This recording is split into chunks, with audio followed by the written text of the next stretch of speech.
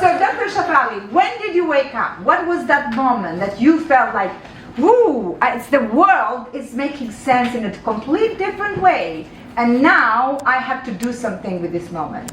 So tell us everything. No pressure. You're so sweet. Actually, you invited me to London. Yes, to the summit. Yes. And you said no. I said no. Because she wanted to be here. So my journey began really in a serendipitous way at the age of 21. I had just arrived from India to America and went for my first 11-day silent meditation course. And that was the beginning of my journey, because in that meditation course, unsuspectingly, I was exposed to the masks we all wear.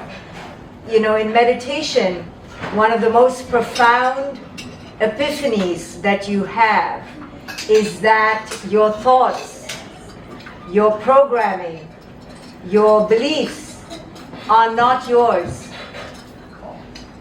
It's like somebody telling you that your skin is not your skin. So when you first get exposed to this epiphany, this shocking epiphany, that what I am thinking right now, so imagine all the thoughts you had this morning, you thought they were your thoughts. They're yours. And then you realize that they weren't yours. They were planted, they were conditioned, they were injected, indoctrinated into you to make you believe that they're yours. So we let other people influence us and believe to be who they think we are. Because Yes. at the end of the day, we know our thoughts, then they don't stay thoughts.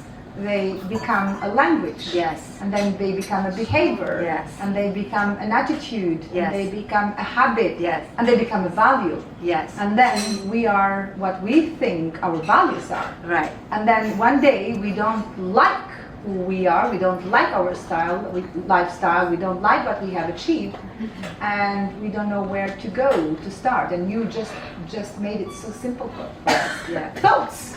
Go back to the root. Right. Everything is a cause and effect, yeah? Right. But then you have to do this big process of unraveling and unmasking. Most of us don't wake up saying we don't like ourselves. Most of us wake up and say we don't like our partner, our boss, our children, our life. Very few of us say it's something about me. But the process of awakening invites you to then ask, what is it about me that is co-creating this? And that's when you have to take the whole ball of yarn apart and unravel. So that was my moment of epiphany at the age of 21, only 30 years ago. 2 years ago. And then I've been on this path of uncovering who we authentically are. And that process is arduous. It's not easy. It's not just going to happen in today's meeting.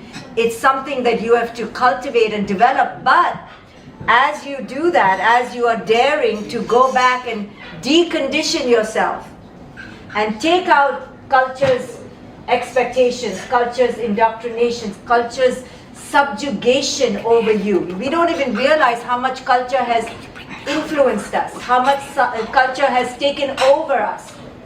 When you begin to create that distance between yourself and culture's impositions, that is the start of your awakening. And along the way, it doesn't happen in one moment you're awakened. It's a lifelong process, but along the way, you begin to shed the shit, okay, the crap, the baggage. And each shedding brings about a liberation, brings about an opening, brings about a different way of living in the world where you're more creative, you're more inspired, you're more integrated, you're more aligned, and life still has crap, but the way you deal with it revolutionizes. It completely changes. So this is the path of awakening that I invite people to go on. And in this book, yes. Oh my God, this book is a Bible for all women wherever they are. And you know what? And I really mean it, wherever they are, because you're talking a lot about the culture. And when I found you, and especially when I read this amazing book, I was like resonating a lot with my culture. And then it made me think, hold on.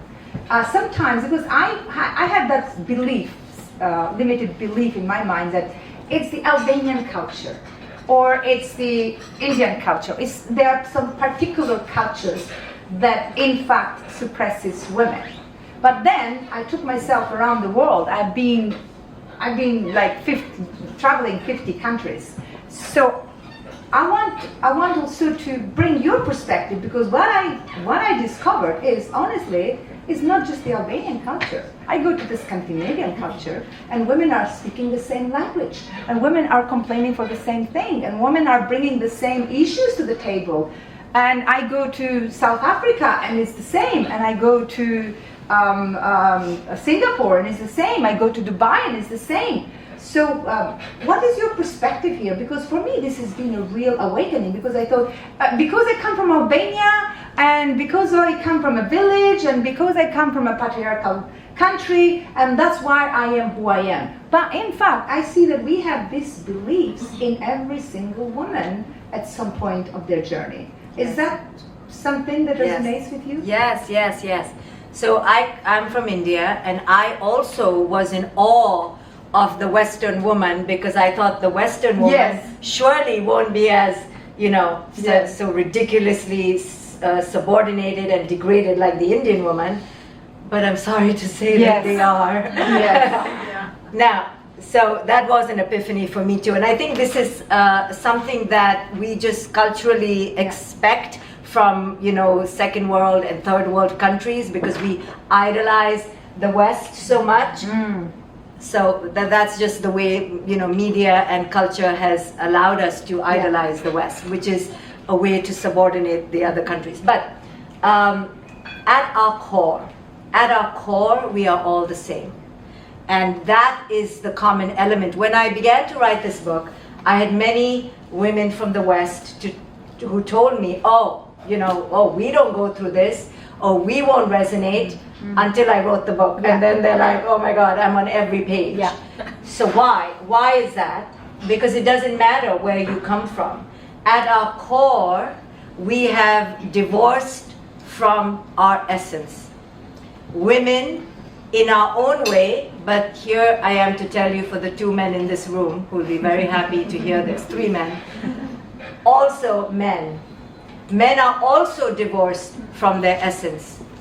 And when we have a room full of men, then I'll talk about you. But since you're in the minority, for a change, you can stay there, and I will just address the women. So we women, in very particular ways, in very cunning, tailored, and specific ways, we have been subjugated, but men have been in their own way. The ways we have been is that because our biology, our unique female biology is designed to caregive, our breasts lactate, our womb can give birth. Every month we get ready for life and nature's goal to proliferate. We hold the egg, the golden egg. Look at our biology. It is so uniquely, scientifically, precisely executed to provide life. The male has 1 billion cheap sperm, and we have 1 golden egg. They have to swim to us, to find, and then we choose the one. This is not a joke. This is amazing. But in our caregiving, in our nurturing capacity, because we so naturally are wired to caregive, we have oxytocin way more than men will ever have, which is the love bonding hormone. Because of all these unique ways, we are psychologically vulnerable to give. Now, culture is smart. Culture understands our vulnerability. So culture marauded our biological instinct to give, capitalized it, dominated it, and made us feel that if we don't give to the nth degree now, we are not even female. So it took our natural giving and mandated us to give to the point of self-obliteration. So now we want to give, but culture's told us, oh, we can't just give. We have to give to the point of self-annihilation. So females are conditioned to be the caregivers, be the pleasers, speak less, let other people show up at the table more, to allow others to take space, mainly the men. And culture, because it's male dominated, has allowed the male to have the female give to the point of no return. So we females have been conditioned from so young to develop an identity based on the other. But this is our biological instinct anyway, which is to have the other as part of our mentality. But culture has capitalized it. So now we don't know where our line is between our biological desire to be maternal, nurturing, giving, and culture's mandate that we give to the point of being, a saint, Mother Teresa, until we give to the point of no return. So we don't know where we stand in this, and we lose ourselves. So this book is about a reclamation of the self, but only when you understand your biological power. We females, we women have a biological power that is inestimable. Yeah.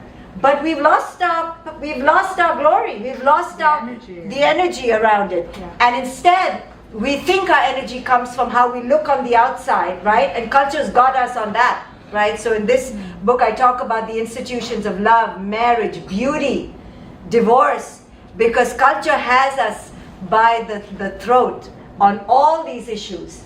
And until we women realize how culture is manipulating us, we will keep blaming men or keep thinking we are victims. Yeah. And it's not the male's fault, No.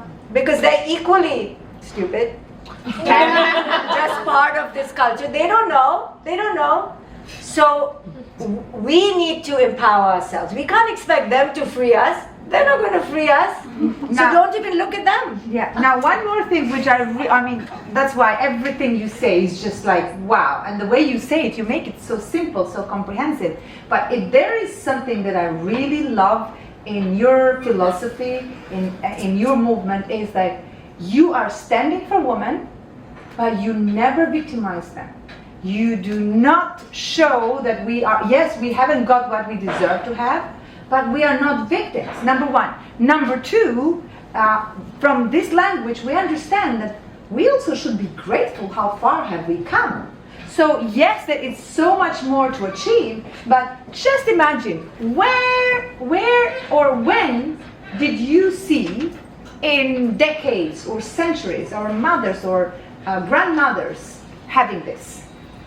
Could you ever imagine that your mother or your grandmother would come and speak and take a mic and be openly and say men are stupid?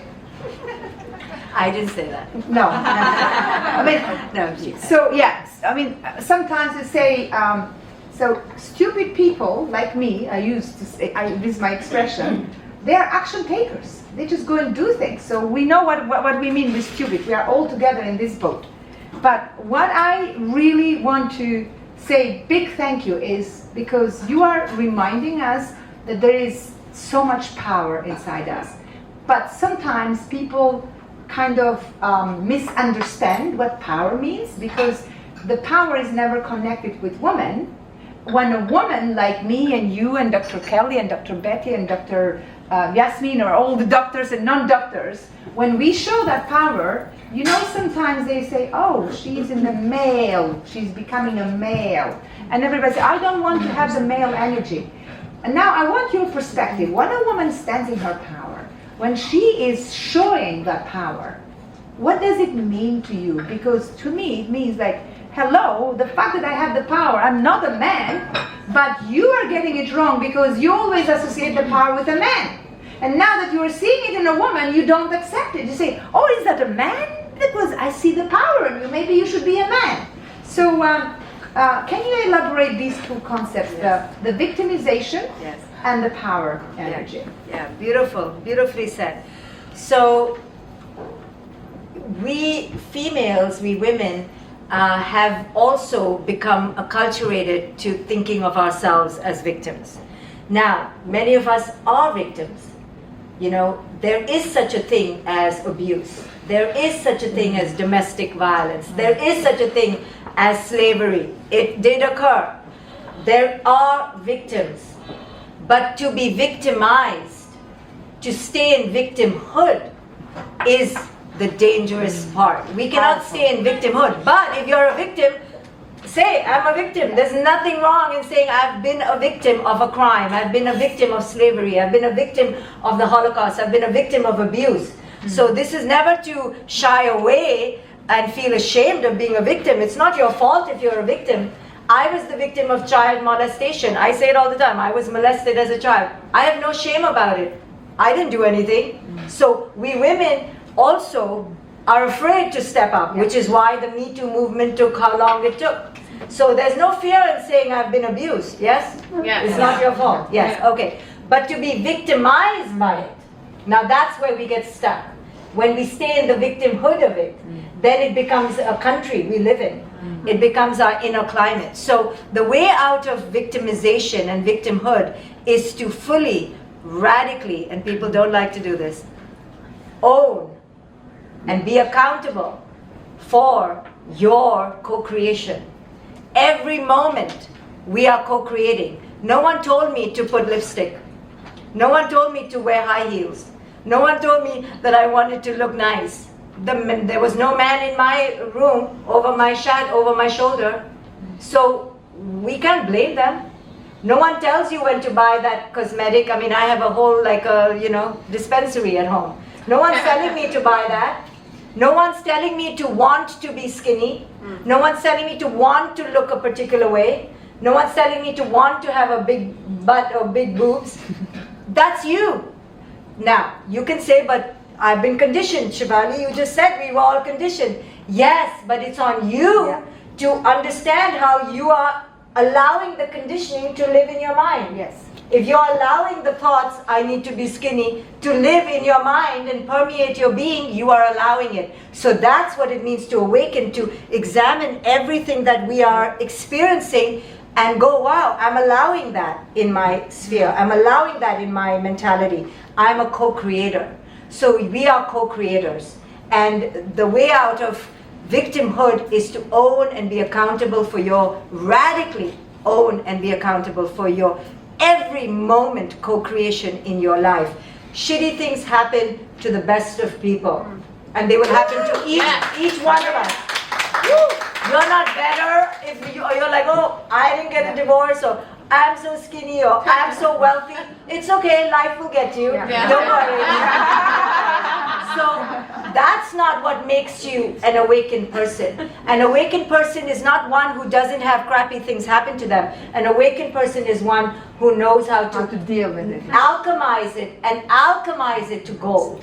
So that's the victimization. The second part about masculinity is, yes, so women think that in order to be powerful, we have to associate with the males, right? Look at Madeleine Albright, Hillary Clinton, they all wore these suits. And you have to admire them because at that time, that was the only way to penetrate the world. They had to all look kind of masculine. But now we're coming to a divine femininity where we don't have to do that. So you're right, people mistake power for malehood and masculinity. But the powerful feminine has a lot of masculine. And this is where we need to learn to embody the masculine. The masculine is a beautiful, beautiful thing. And many males don't have strong, powerful masculine. They have toxic masculinity. And many feminine women don't have a beautiful divine femininity. We have a toxic femininity where we're extra subservient, extra quiet, extra silent in some idea that we are martyrs. So the beautiful incorporation of a divine masculine and a divine feminine is to incorporate both. The masculine has boundaries. The masculine can be compartmentalized. The masculine is directive. It can be rational. You know, it has powerful qualities that if the feminine doesn't incorporate that masculine, then the feminine can run amok into toxic femininity. So similarly, the masculine needs to embody the feminine. The feminine, which is yielding, which is nurturing, which is inclusive, which is giving, which is expansive, right? That's our womb. It's inclusive, it's expansive, it's yielding, it's giving. But the masculine, you know, I mean, sorry to say this, but I think we're all grown-ups here. Like the penis, you know, it's erect, it's linear, it's rigid. No, nothing to be embarrassed about. It's biological, and the biology influences the psychology. Yes. We didn't just come to be. We are first our bodies. And how the body was designed is how the mind is designed. So many of you may complain about the men in your life. Oh, he's so compartmentalized, and then he just forgets about me, and then he just moves on, and then he doesn't look back. Yeah. They come, shoot the sperm, and out they go. So it's connected to their biology. Why am I saying this? Because we have to have compassion for them. They are who they are because of their biology. And they're not honored for their biology. I know all the men want to go home with me right now.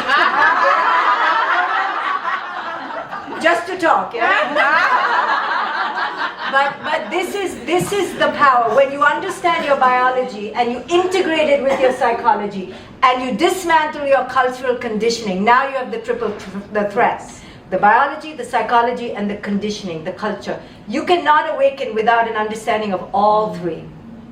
Wow, wow, wow. Let's give a big wow. Now, I mean, you have covered everything, everything that a woman needs to understand herself, because sometimes this is the biggest challenge. We don't understand ourselves. But one thing that I want to pick up on what you said, which resonates a lot with our community, because we have a community of female entrepreneurs, female founders, very ambitious. But what I have realized, and you picked a little bit of that, is we have the tendency to underestimate ourselves and overestimate other people. So we've been talking a little bit before you came. How do we come to the light? How do we waken up? Because we know the world is full of sleepers, and they need to read this book to make sure that every single gift and talent and whatever God or universe has given to them, it's used, it's not wasted. And I use the terminology that it's an insult. If you're not using it, it's an insult.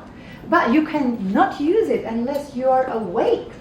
Because if you are sleeping, you can't see things. And I remember myself, when I was in the sleeping, I was not aware of this at that time, nothing made sense. I couldn't make sense. I could be in the right room with the right people in the right time, but I was not the right person. I could just walk out of the room and still sleeping. So how can you guide us? Maybe if you have a magic formula or something that because you make things very simple, and this is not only for this room here, because we're filming and many other women will listen to this message. First of all, how do we make sure that we wake up? How do we know that we are awakened, number one? And once we are awake, how do we react? Because when you awake, you wake up and you see that the things that didn't make sense yesterday, they make a different sense today. And how do we blend on that? And how do we let the old go so the new comes in? So how do we separate from the past when we get the radical awakening? And the third, how do we have an amazing woman who will come to speak later. She said, how do we go back and take the others? She gives me these multiple questions. I know now you're not downloading, yes? So, the reason why we play small, you said, why do we play small? Is because it serves us. Now I know women don't want to hear this. We're playing small because we were conditioned to play small. So now we're married to that image of ourselves as the victim, as the one who's quiet, as the one who's unlucky, as the one who can never get their word in. It becomes our character. It becomes our costume. So there is no victimhood here in playing small. So the reason we play small is not because we are, oh, poor me. It's because it serves us on a very primitive level. That's powerful. Wow. First of all, not anymore. Big hand. Yeah. And that's hard because it's so easy when you're playing small to go, but poor me. But real awakening takes courage to go, the poor me serves me in some way. So there's a secondary gain there, but I don't want to see that because I'm such a poor me. But there's something valuable there because when you don't speak up, you're safe. When you're stuck, you get to complain. You're safe. You don't get to take action. You don't need to take action. Everyone feels sorry for you or you feel sorry for yourself. You're safe. It's safe to play small. So there's a payoff there. And until you radically go, holy cow, I'm using myself to stay small, and I'm using the role of playing small in a big way.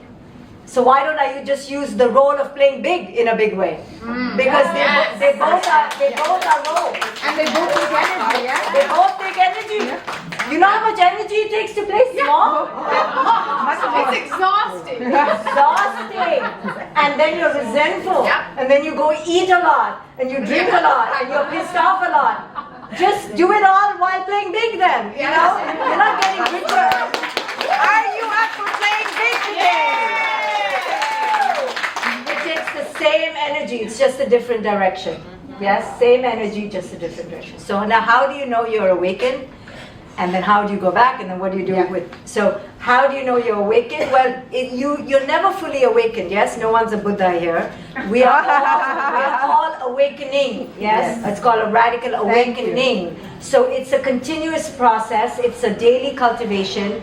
And how do you know? Well, you begin to surround yourself with the right people. You begin to deal with big stuff in your life in an easy way.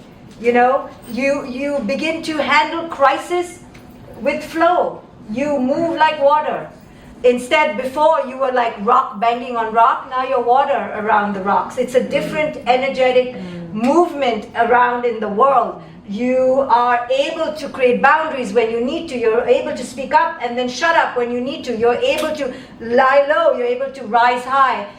All in flow because you're coming from an inner alignment. You listen to yourself. You're guided by an inner thermometer. You can pivot quickly because your inner creativity is boundless, right? You're not bound by this conditioning and this pressure of what will people say, what will people think. So now you're just pivoting, moving like water and flowing like air.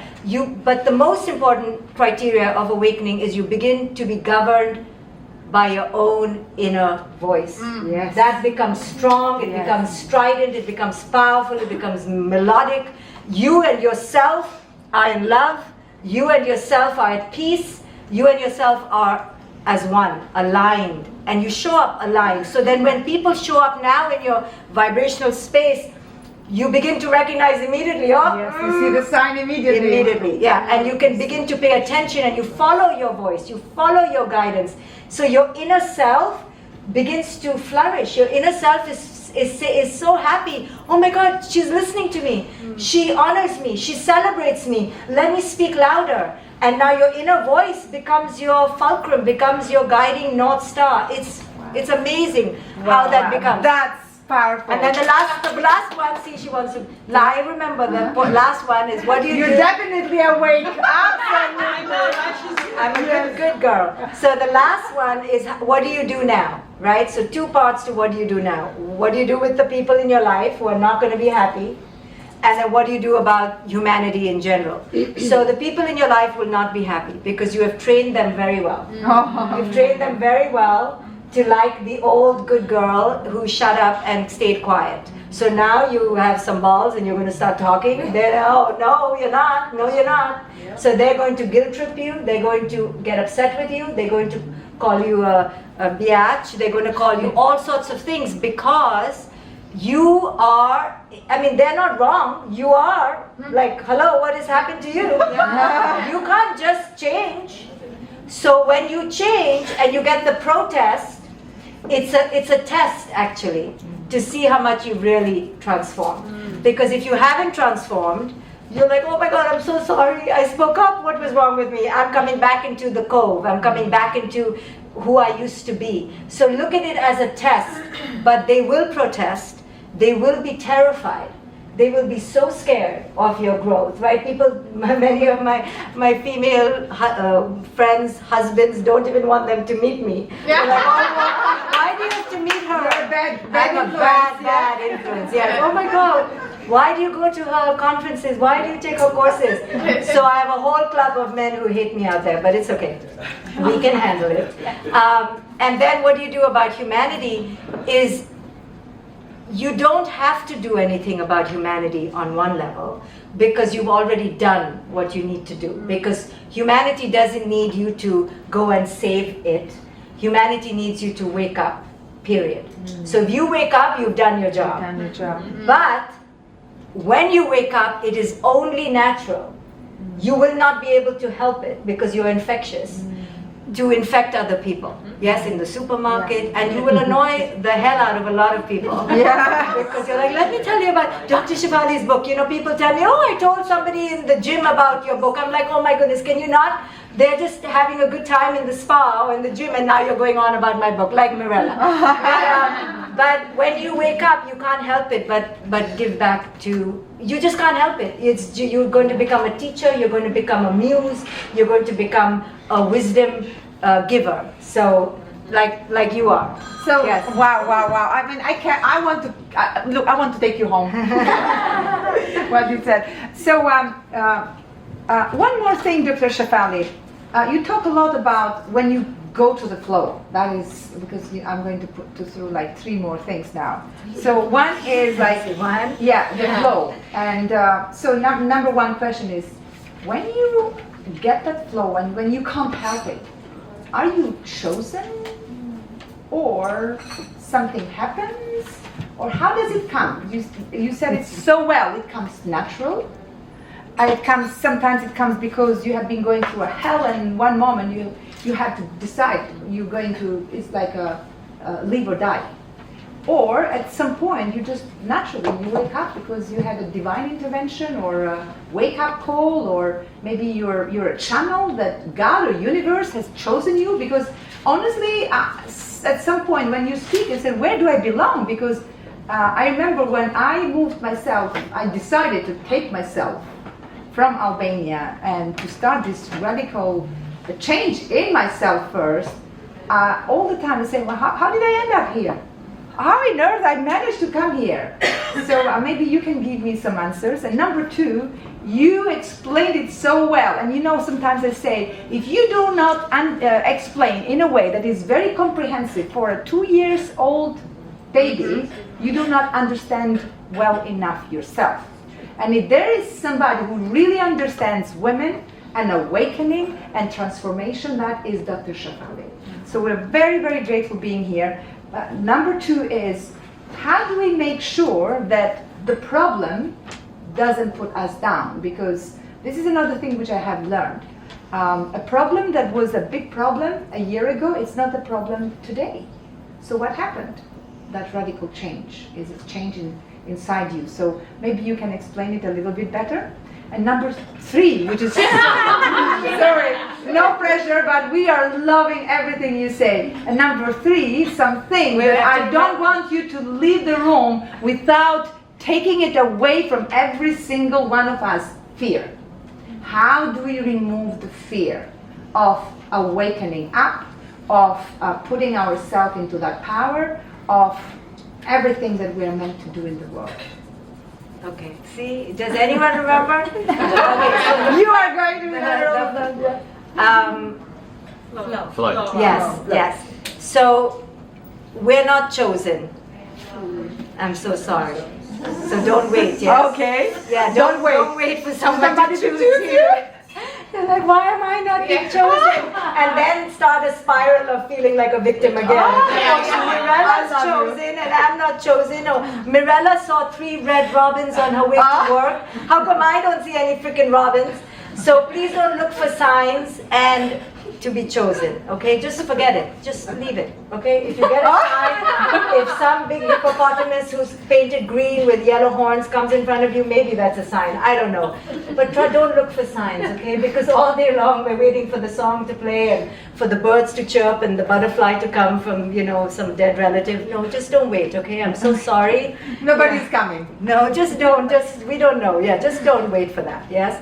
I'll tell you why. Because we will waste so much energy and then begin thinking we're unlucky or something, when, people talk about how they got all these signs on the way to whatever, and you're like, I don't get any signs. No one comes to speak to me in my dreams. It's okay. No one comes to me either. It's okay. I sleep dead fast asleep. So just let that go. There is no chosen, lucky, privileged people, except, of course, there's privilege in the world. But I'm talking about in terms of divine intervention, yes? If it was divine, it would be equal for all, yes? So, what we need to do instead is activate our own capacity to manifest. And as Rumi said, don't look for love, but seek to break down the barriers to love. So, the way to flow is to understand that it is abundantly, readily accessible to each one of us right here, right now. The only thing that's blocking you from flow is your own barrier. And the barrier, to go to question 3, is fear. Is fear of what? Fear of ultimately feeling unworthy. Fear that I will not be accepted, I will not be validated, I will not be loved, I will not belong. That fear keeps us from entering flow. Now that fear is a misguided fear because it asks for the other to validate us. It's asking for the other to accept us. It's asking for the other to make us feel belonging. Asking for the other to make us feel worthy. That is our fundamental flaw. Because we're asking for the world to give us accolades. That is the flaw in our thinking. The world is not supposed to give you worth or validation or approval or praise or significance. So we're asking for the wrong things. All our lives we go craving for this from the outside world when it's a fundamental attribution error. Like they cannot be attributed with giving us what they cannot give. So who can give this to us? Only us ourselves. So when you begin to give yourself this, fear begins to dissipate. Fear begins to crumble. Because you don't need it from you, from the other. I don't need it from even Mirella. Mirella doesn't really need it from me. You know why she doesn't really need it from me? She's like, no, I really need it. No, you don't. You know why? Because I am incapable of giving it. I'm not even capable of giving her worth, even if I wanted to give. Because I have to give myself, and the only way I can give her a slight sliver of worth is to show her how I can step into my own worth. So you thinking that this group can give you worth is an illusion. Me thinking that Mirella can give me worth is a lie I'm telling myself. And I betray myself. You will betray yourself every time you believe you are fearful, because if you dig deeper, why am I fearful? Oh, I'm fearful because they won't love me. I'm fearful because they won't honor me. I'm fearful because they won't find me amazing. Then you go a little deeper. Can they even find me amazing? Well, if you understood wisdom, you'd be like, no, they can't. So why am I doing all this when they can't even give me what I think they can give me? So our quest has been meaningless, because the quest to get love and validation from the outside is an absolute illusion. It's an illusion. Wow. So, pain, your second point was how do we deal with become pain, bigger than the pain, is when we realize that pain is inevitable in life. But life's pain is very different from psychological pain. So in Buddhism, it's called the second arrow. Life throws you the first arrow, but we throw the second arrow. Our suffering comes from the second arrow, not from the first arrow. The first arrow is life. Life has tornadoes, life has hurricanes. The more things you build, the more things will break down. Anyone who owns a house knows how much better it was to call the landlord, right? You're like, where's my landlord? Oh, I'm my own landlord now. Every week something's breaking down. This is life. This is the life we have created in this world of insane objects, right? We have 500 lights here. One of them is going to go out every week. So we can't complain. That's life. That's the first arrow. Oh, my train didn't come on time. Well, we weren't supposed to be traveling by trains. You know, yesterday my daughter's flight got cancelled. I complained no end. Oh, look at this, look at that. But a part of me laughed because we weren't supposed to be flying in planes. So we've created a world of insanity which breaks down all the time, and then we're upset, right? We weren't even supposed to be married to one person for so long because we were supposed to be dead already. So don't complain about your partner. You want to be dead? Or you could just leave, but that takes its own courage. So, we are in an artificial reality, yes, we're in an artificial world complaining away. So this book really helps you go back into the authentic world, and once you go back to the authentic world, you will crumble away your suffering. You will still have pain, but you won't I have have to suffering. keep you accountable because I want to make sure we Yes. get the book signed Yes. from you, and also we get the group picture. Yes. So before we go there, is something more you can give to us? We don't After she cut me, she's like, okay, shut up. Oh, you want to say something else?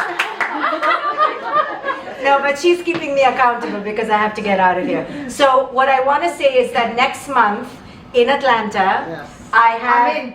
You're coming? I don't know what you're going to say, but already I'm going. You stuck with me now. I want to go wherever you go. Absolutely. So what is happening in Atlanta? So once a year I do a master course in what I've taught you. And it's in a weekend in person because I believe we have to be in person to really transform. So it's next month in Atlanta.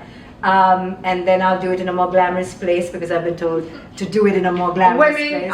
Women want a more glamorous, yes. But Atlanta isn't too bad. So it's next month in Atlanta. It's a weekend with me and my amazing community. And I'm inviting you all. I have a discount code. It's called Mirella. Oh, I love that. Mirella 20. See, you have something named after you. Oh, yeah, I'm 21. Yeah. Mirella 20 is a 20% discount for my event. It's called Evolve. You can go to my website, explore it. What bring is your it? girlfriend. What is it? It's a master course in this book, right? In consciousness, in stillness, in presence, in flow, in abundance. It's 3 days plus an extra day of meditation and stillness. If anyone here ever wanted to become a meditator and are curious, I teach that on the 4th day. But you can come for 1 day, 2 days, 3 days. Bring your girlfriends. The code is Mirella 20. Come and join me. It's what you just heard, but for like 72 hours. And we do deep inner work, and we heal, we transform, we disrupt patterns, we change, we become conscious parents. October 6th to the 9th or to the 10th, depending on how many days you can come. Okay, so that is one option. Is another thing happening if somebody can't make that date? Well, I have a lot of courses online. Yeah, a lot of courses online. I have a coaching institute where I train people to do the work I do. If you're eager to become a coach under my institution, we have a few coaches here. Come and join me. Look up all my stuff online. But thank you. You've been amazing. Mirella is a powerhouse, and I'm so grateful. So thank you, Dr. Kelly, for hosting.